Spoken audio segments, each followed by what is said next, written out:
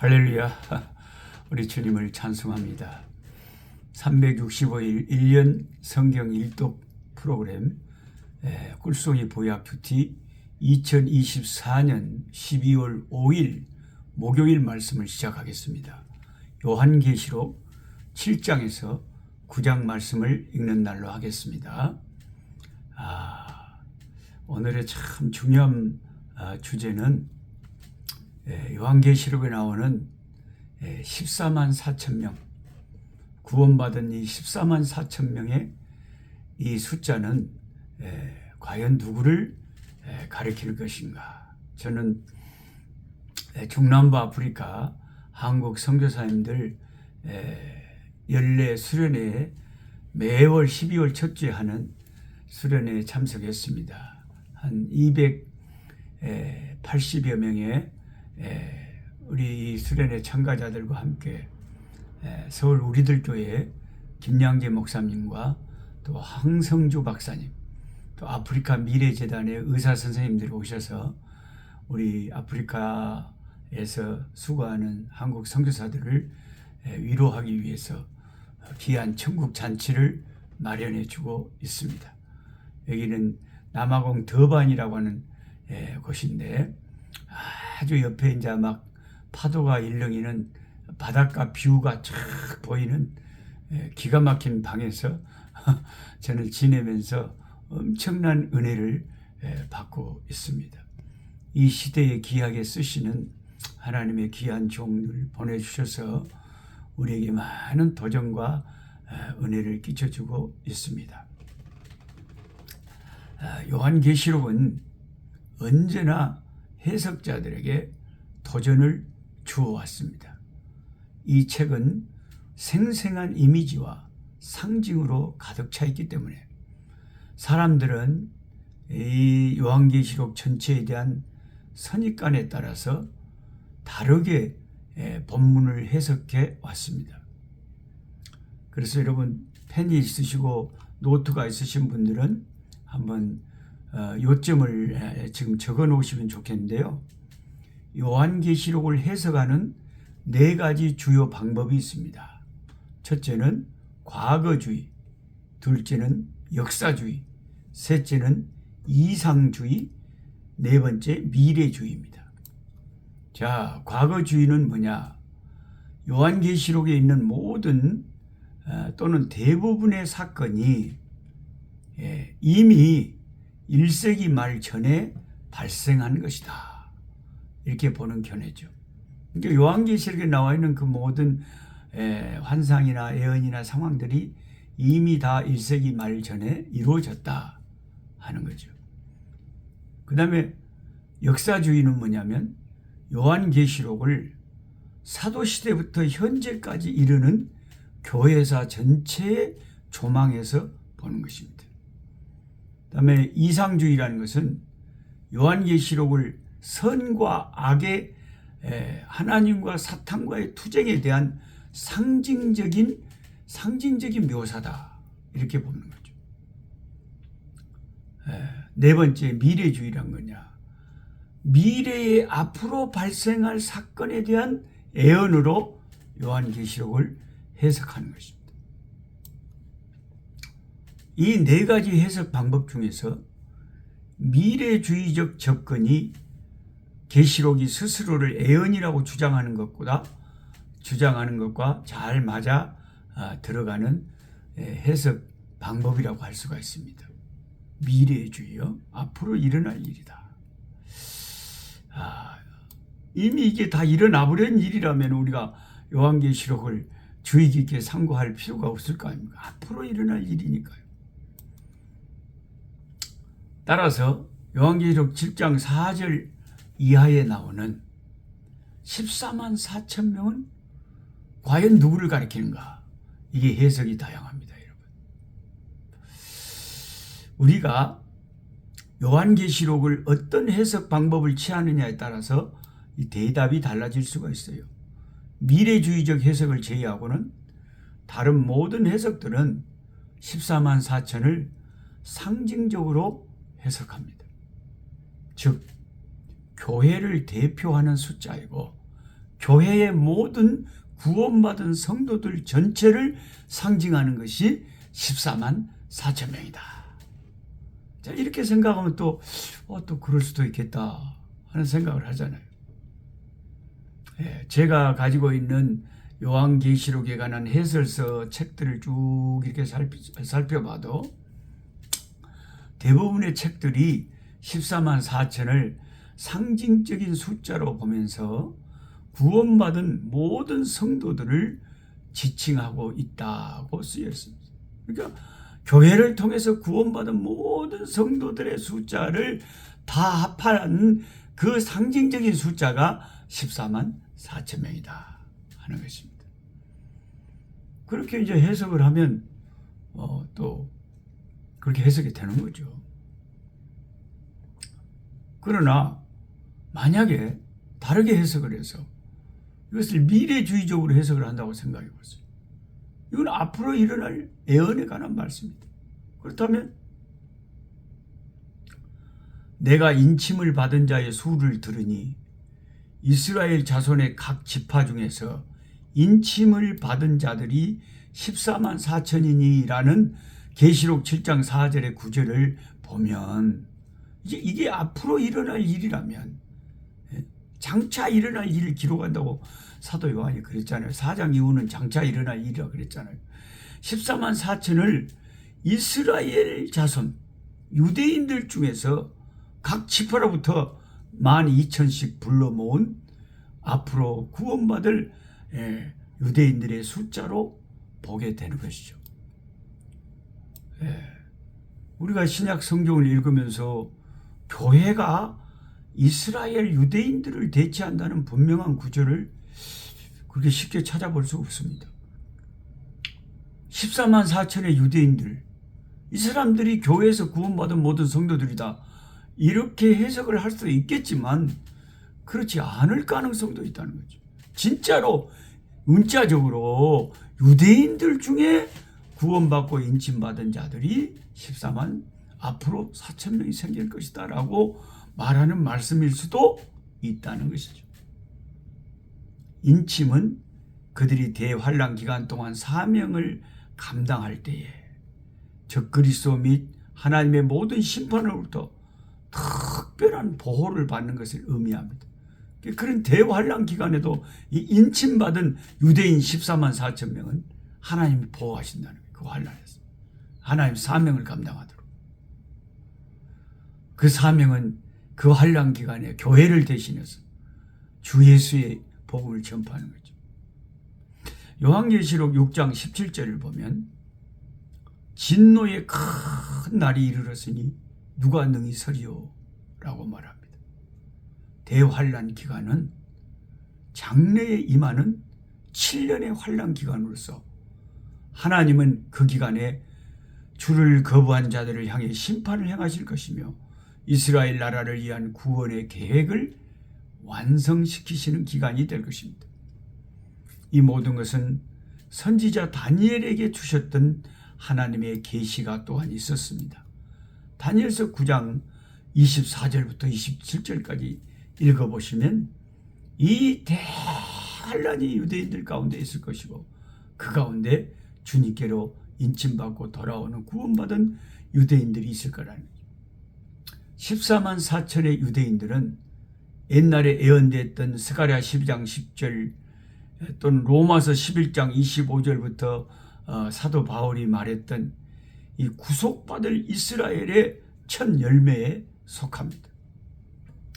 그들의 사명은 교회의 휴거 후에 교회가 공중에 들림받아 버린 후에 이 땅에 한도 이제 복음 전할 자들이 없을 거 아닙니까? 교회가 없는데 모든 교회는 다 휴거됐는데 그럴 때 세상에 복음을 전파하고 또한 대환란 기간 동안 복음을 선포하는 것이죠. 그들의 사역의 결과로 요한계시록 7장 9절에 각 나라와 족속과 백성과 방언에서 아무도 능히 셀 수 없는 큰 무리가 그리스도를 믿게 될 것입니다.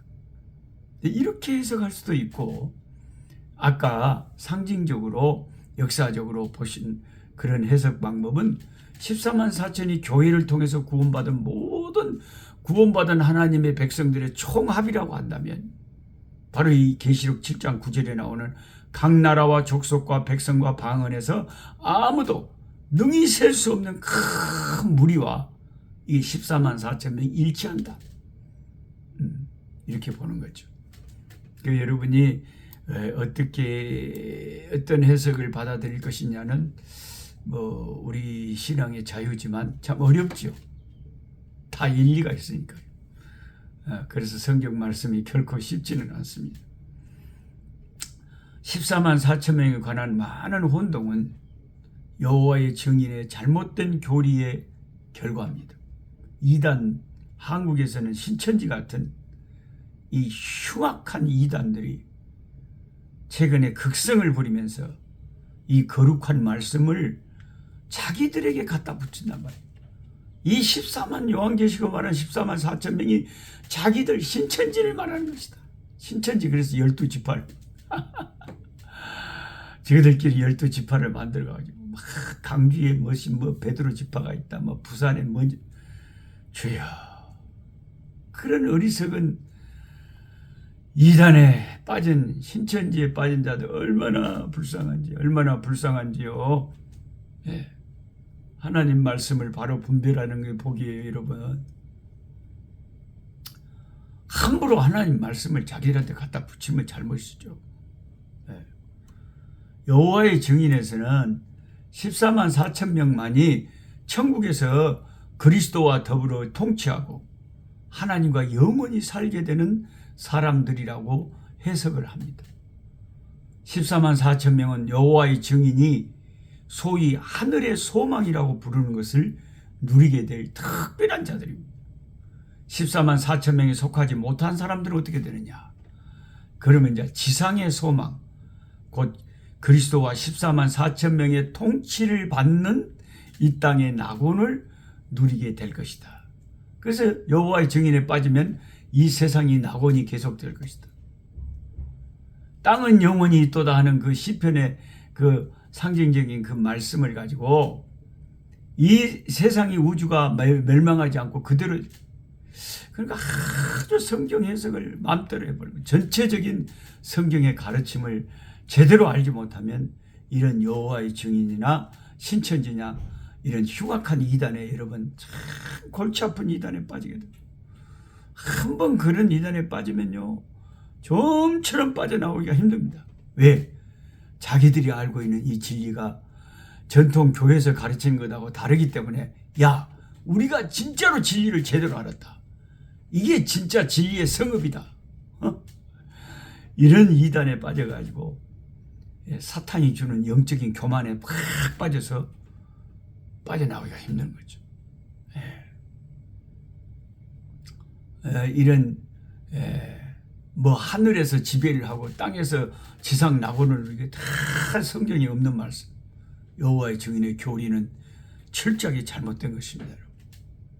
그래서 오늘 제가 바른 교회에서 이 14만 4천 명 구원받은 인침받은 14만 4천 명을 해석하는 가장 건전한 방법 두 가지가 있다. 하나는 교회를 통해서 초대교회부터 쭉 주님 재림하실 때까지 지상의 교회를 통해서 이제 예수 믿고 구원받은 하나님의 백성들의 총 숫자를 상징적으로 14만 4천 명이라고 말한 것이다 라고 해석하는 방법과, 또 하나는 조금 더 문자적으로 아니다, 이건 진짜로 유대인들 가운데서, 우리 일반인들 말고 유대인들 가운데서 대환란 기간에 하나님의 인치심을 받고 특별하게 교회가 휴거되었을 때 유대인들 가운데서 예수님을 구주로 믿고 이 세상에 예수의 증인이 되어서